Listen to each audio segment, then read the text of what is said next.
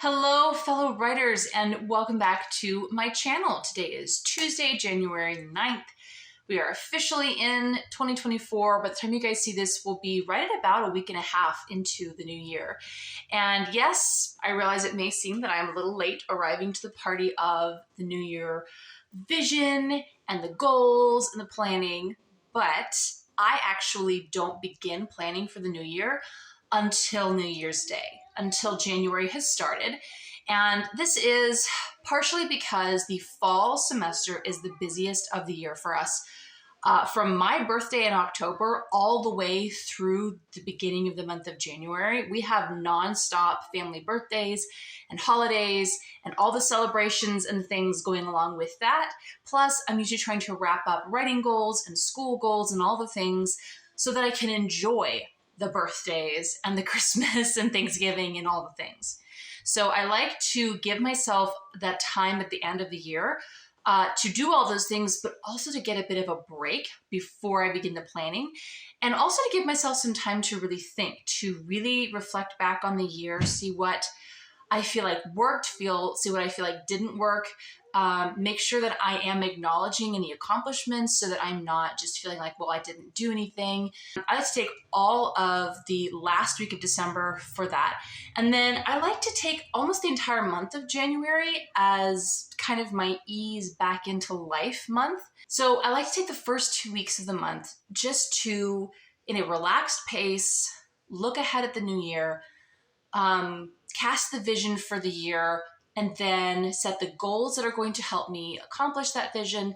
And then, of course, the individual tasks and the planning and the system that is going to support those goals and help me to have a productive year, whatever that ends up looking like. And we could talk a lot about productivity and what it actually means, but I'm not going to because that's a whole other video. Anyways, let's start with a real quick look back at 2023 and how I'm using what I learned this year to prepare me for the new year. And then, of course, what the vision and the goals are for this coming year. Before I get into that really quickly, if you're new here, well, first of all, welcome. I'm Joanna G. Holden, and I am a self-published mommy author of Christian fantasy. My entire channel focuses on those three aspects of writing: the self-publishing journey, the busy mommy author life, and then, of course, fantasy. So if any or all of that sounds good to you, be sure to subscribe to the channel and hit the notification bell, because as we're going to be talking about later, the videos do not come out exactly every single week on the same day, and there's a whole lot of reasons for that. But the notification bell makes sure that you never miss one. And then be sure to like this video and comment down below what your plans are for the new year, or maybe if you've come up with a word for the new year or something like that, to help the YouTube algorithms to continue recommending my videos, not just to my own subscribers, but also to others who may enjoy them. So now with all that out of the way with, let's get on with the actual review and resolutions and all that. 2023. Was the single weirdest year of my entire life. And I say that in retrospect, looking back at 2020. Like 2020 was the whole world was blowing up, but me, I was still myself. 2023 was just weird. It was just weird. For those of you who may not have seen some of the videos that I've done before, I started last year finding out through some pretty traumatizing spirals that I was actually suffering from mold poisoning from the camper that we were living in. And it left me with some quite severe mental challenges, we'll just put it that way, that had to do with anxiety and panic disorder and things of that nature. Thank God we moved out of the camper. He gave us this amazing house that we live in now, and I was able to pretty quickly begin the recovery journey. I am now pretty much back at 100%. There's some little random OCD things that I'm still kind of working my way through, but it is nothing like it used to be, and I am so unbelievably grateful. Needless to say, though, that break, that all of a sudden going from I just don't feel well, what's wrong with me, I'm kind of tired, I can't focus, to I literally am struggling just to get out of bed in the morning was huge, and writing went on a massive hiatus. It wasn't until I want to say April that I started getting back into writing. And even then it was not regular, it was not consistent. It was whenever I felt up to it, I would sit down at the computer and just try to write something. We started back into school. For those of you who do not know, I am a homeschooling mom. I have 3 kids that are currently like preschool to 3rd grade. So we were doing our school and it was going well. And by about May, I was starting to feel like I wasn't normal by any stretch of the imagination, but I could see normal on the horizon again. And I was very hopeful. And then my husband and I found out that we were pregnant. We had planned on trying for baby number 4 after I got better, but God's timing is so amazing. The pregnancy actually pushed me to start getting better faster. It helped to give me distractions. It helped to also help me to confront things that I was being too much of a wuss to confront. For those of you who don't know me very well, I am lazy and I am naturally avoidant of any inconvenience, let alone pain. So there were things that I could easily overcome in the mental games that my brain was playing with me, but I was choosing not to because it was just easier not to. And pregnancy forced me to confront them and to get over them and to get back to normal faster. I'm honestly so grateful. If you're wondering, that's why I'm out of breath. I think I mentioned this in my last video, but I am, by the time you guys see this, I'll be at 38 weeks. My belly is huge and I'm sitting on my bed cross-legged. So there's like no lung room, sorry, for the being out of breath. I'm trying to not let it mess with me too much. But that did throw me through a little bit of a loop for writing because the first trimester came and I got hit with an energy low that I had not experienced with previous pregnancies, which now looking back, I understand was probably blood sugar related because my body is completely different this pregnancy than it has been other pregnancies, not mold poisoning related, just other things related. And so I was not energetic, I was sick all the time, and I was still trying to school and take care of 3 kids. By the end of summer, I started getting back to more of that normal feeling again. I got that second trimester kickback of energy. That's when I started being able to film vlogs again. That's when I really started being able to commit to writing more consistently on my novel. And over the months of September and October, and even part of November, I was able to really push through on my writing goals, and I was able to get so much progress done on my main project, which was Swan Song, My Wife, Fairy Tale Retelling. Then 3rd trimester fatigue hit, and I took a bit of a nosedive again because it happened, as I mentioned, during our busiest time of the year between birthdays and holidays, and also prep for baby because, you know, you get into that stage of, oh, baby could come at any time. I need to always be ready. So I did manage to finish my book. If you guys saw not last week's video, but the last video that I put up, I did manage to finish the book. I typed the end. It felt amazing, and I'm so proud of the progress that I made and of how I was able to, even in the second half, like writing the second half of a book, improve my writing and my plotting skills. And I'll have a whole other video on that another time. But I'm very proud of the work that I managed to get done.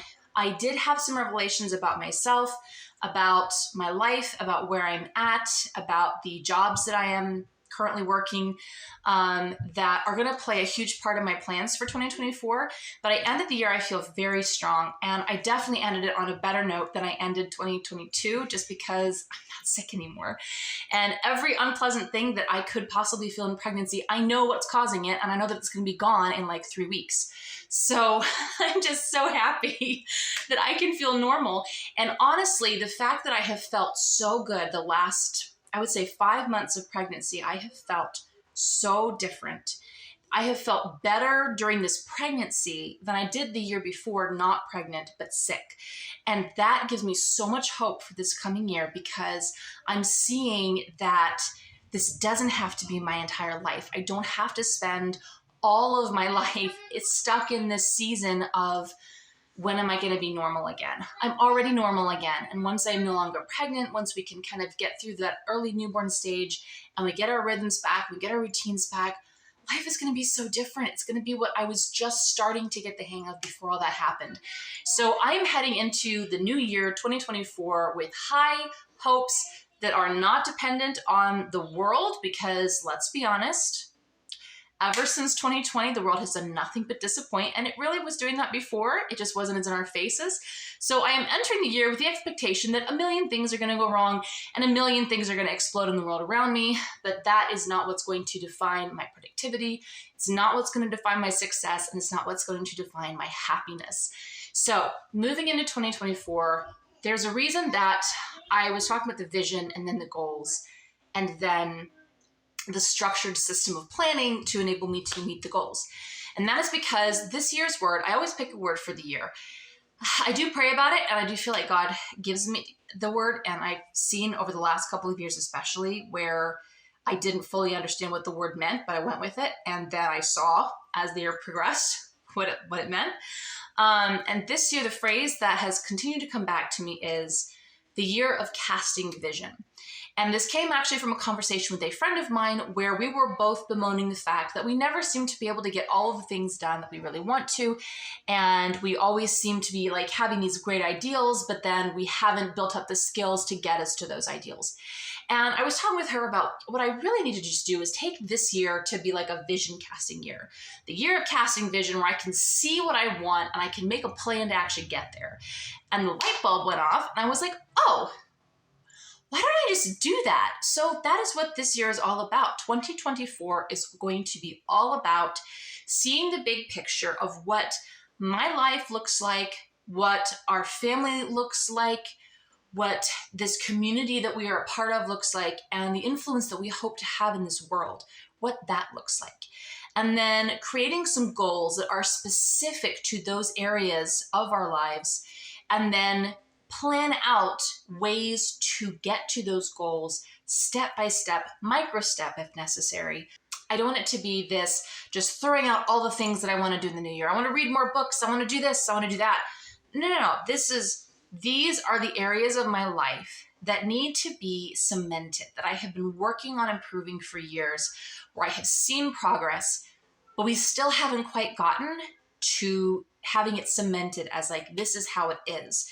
This is who we are. This is who I am. This is what I am doing. And that is where the casting vision comes into play. And I could wax eloquent on it, and I'm not going to. Maybe at some point I'll talk more about it throughout the year as I'm actually implementing the steps to meet these goals. Going into the new year already, I know that I'm facing the unique challenge of a newborn, which is not really unique because, people have kids, it's life. But it always feels unique because I always forget from one baby to the next just what I need to do and how hard it can be and how glorious it is too, but also just the very specific natures of each challenge. So I'm actually gonna be starting the year off with a little bit of a reset where I have to push pause on everything, take some time to recover, take some time to get to know this new little person and kind of set up a new family dynamic with now there being 6 of us instead of just 4 or instead of just 5. All of that being said, it doesn't change the fact that I am making goals and I am moving forward with them. So let's talk about the specific goals for writing. I have about 6 categories that I'm going to be working in. Some that are like personal, just for me, some that focus on the family and our household. And then of course I have the writing goals. Now the writing goals are going to be interesting because I made myself a promise this past spring when right after we found out we were pregnant and I was just starting to feel some of the physical symptoms and I was having to take some extra rest time that I had not planned on. And I was starting to feel a bit discouraged. And if you've ever gotten your dream job, then you know what I'm talking about. There's that really frustrating moment where your dream job goes from being, wow, it's finally reality, and it's pretty, and it's sparkly, and it's everything I ever wanted, to, oh, it's actually work now. I don't want to show up today. I liked it better when it was just like this ethereal thing off in the distance. If you've ever become a full-time author, I'm sure you know that that is true. When your love and your passion and what makes you happiest in the world becomes work, you get a little bit discouraged. And that's what happened to me last spring. I am literally living my dream life right now. I have always wanted to be a homeschooling mom ever since I was a little kid. I have always wanted to be a writer ever since I was a little kid. And right now I'm getting to live that dual dream of I am a mother and I am a writer, and I am managing to do both. And I should be super encouraged, but the truth is that it's hard. It's hard to plan out a school year. It's hard to teach. Making myself sit down to write when I would just really rather just lounge, and have the book already written, it becomes work. And so it's not that it isn't a matter of, it's not what I thought it was. It's exactly what I thought it was. It's just that the reality of the work part has finally come to fruition. And it caused me to have a little bit of kind of a look, like a step back and a look ahead, and what does this actually need to look like for me? Which again, is part of the casting vision that I want to do this year, is casting a vision for what my author journey is going to look like. Because a lot of the authors that I follow, even if they are parents, most of them do not homeschool their kids. Most of them have 1 or 2 kids. There aren't as many fiction authors who have large families and are homeschooling them and are writing as a business on the side. Now, I know that this is feasible because I do know moms who do this. I know of them. And I do have friends and relatives who run non-writing, but similarly creative businesses on the side. When I was in the throes of frustration I was just starting to feel like I could be getting better again. And now I've got morning sickness and exhaustion, and I'm still trying to take care of my kids and myself. And now writing is like, what do I even do? And I was still also dealing with some mental overwhelm that came because of the anxiety that I was experiencing, the weird mind games that my brain was playing. I was actually experiencing a lot of overwhelm whenever I tried to plan anything. My brain would freak out. So sitting down and thinking about writing as a business freaked me out, and I was still piecing together that that's what was happening and that it was okay and that I would eventually get over it. And I realized something. I may or may not be done having kids. Even if I am done having kids, I had another 12 years of school with this kid. Plus, the first couple of years where you're not doing school. Every child is an X number of years commitment to this particular kind of work. And the more that we have, the more juggling that I have to do to not just find time for myself, but to structure so that they are getting the best that they can have and I am getting the best that I can have out of my writing and other things as well. Which, again, it's not abnormal. It's part of being a parent if you have kids. Whether they are, your birth kids, adopted kids, foster kids, even if you're just like helping take care of someone else's kids. It doesn't matter. If kids are involved, it's just part of the deal. And I knew this, but again, I was realizing the sacrifices. I was realizing I need to reshape how I think about this. So I made myself the promise that I was not going to put pressure on myself to have this big, huge, booming business right out of the gate. And I've talked about this actually at the birth of my last child in a video where I talked about where I wasn't going to be the rapid release author that I had wished that I could be. Now I'm looking at it being like, okay, I am going to take a long-term view of this and commit to myself that for the next 10 years, during which time my kids will be little, during which time I could potentially have more kids, during this time where our change is my only constant and where things are constant hands-on, I'm going to give myself the break that I need and only allow myself to make one official writing goal every year, and that is to write a new book. Every year for the next 10 years, I will commit to writing one book, and that is it. So worst case scenario, at the end of 10 years, I have an arsenal of books ready to start editing and releasing out into the world. Best case scenario, I manage to continue to revise and edit and publish and market during those 10 years so that at the end of the 10 years, maybe I have an audience. Maybe I have a big audience. Maybe I have a fan base. Who knows? So it just took the pressure off of me immediately to try and be something that I didn't feel equipped and ready to be. And I'll talk more in another video. I want to do an entire video on writing as a business and the self-publishing side of this and how my plans are going to be affected in relation to that. This I want to keep pretty simple. But my plans for this year definitely revolve around the writing plans. The writing plans for this year revolve around that idea of casting a vision for my personal author journey and what that needs to look like. It's going to involve a lot of research. It's going to involve a lot of conversations with fellow mommy authors who do have larger families and with mommy authors who do homeschool so that I can get a better picture of what expectations I can set for myself.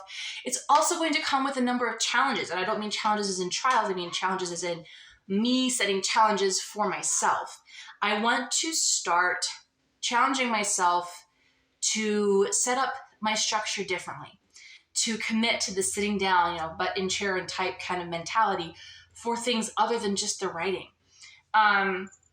But I do want to keep this video a little bit shorter than I'm sure it's already way too long. But suffice to say, the writing goals are going to be multiple, but the real and only true goal this year is to write a new book. I finished Swan Song this last year, and I was very happy with how it turned out.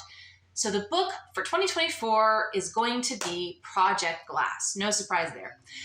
Project Glass is the next YA fairy tale retelling, and hopefully in an upcoming video, I will be revealing the fairy tale that it's based on, and I will begin the process of prepping the material for drafting. As far as a timeline goes, I'm going to try something this year. I've done this before, so it's not really a new test. It's not really a new system. But Sarra Cannon at Heart Readings did an amazing video on planning out your writing for 2024. I'm going to link it in the description box below. And if you are still making your plan for the new year, even if you're not, I cannot recommend this video highly enough. Please go check it out. But she talked a lot in that video about what she refers to as the game board strategy. The basic idea being that rather than saying, well, I'm going to write the book this month, I'm going to revise the book this month, I'm going to set the publication date right at the beginning of the year, you figure out what the steps are to get you from drafting to publishing. And then when you reach the end of one step, you know what step comes next and you start that one.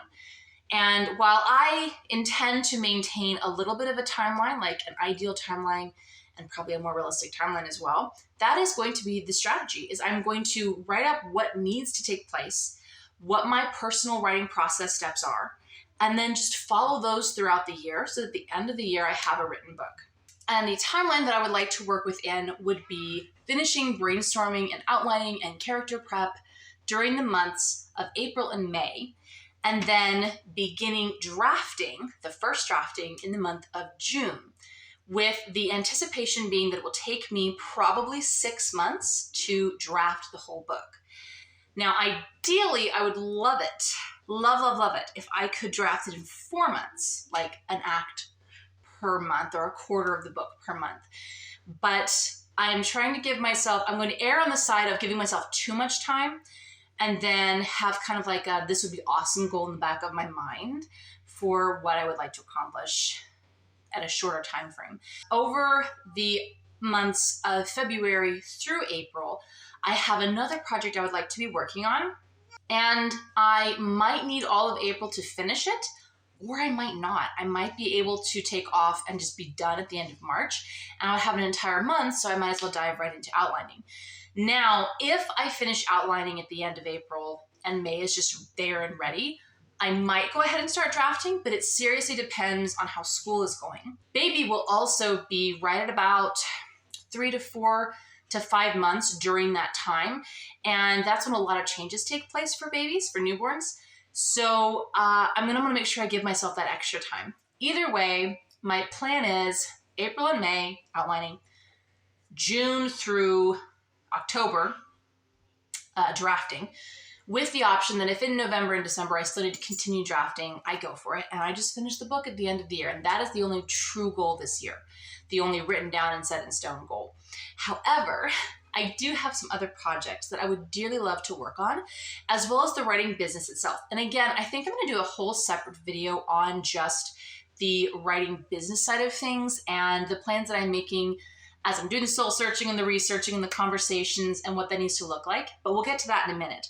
The other two projects that I would really like to work on are Swan Song. I would like to do one revision / edit this year. And it is now a little bit later. Apologies for the weird lighting time lapse.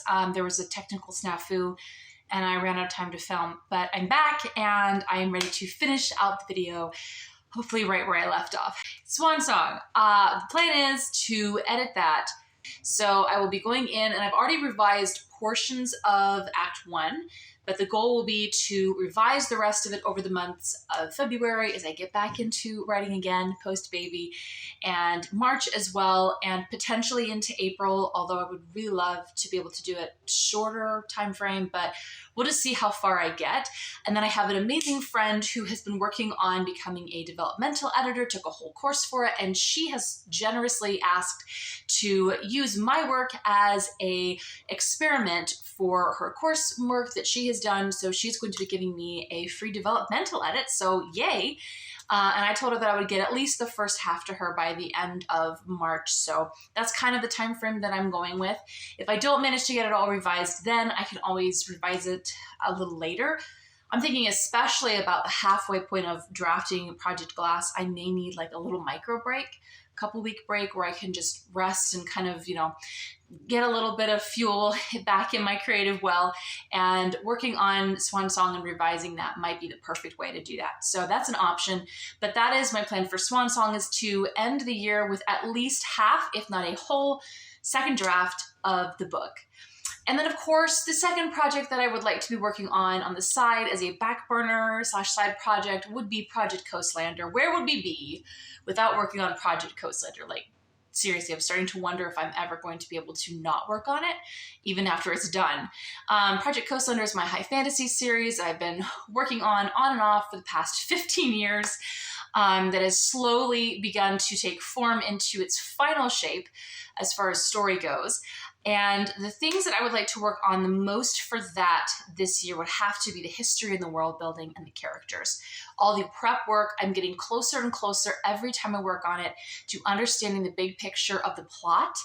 But I feel like since the external plot at least comes from the history, and a lot of the intricacies of the plot are going to be drawn from the cultures and the nations and the politics and the magic.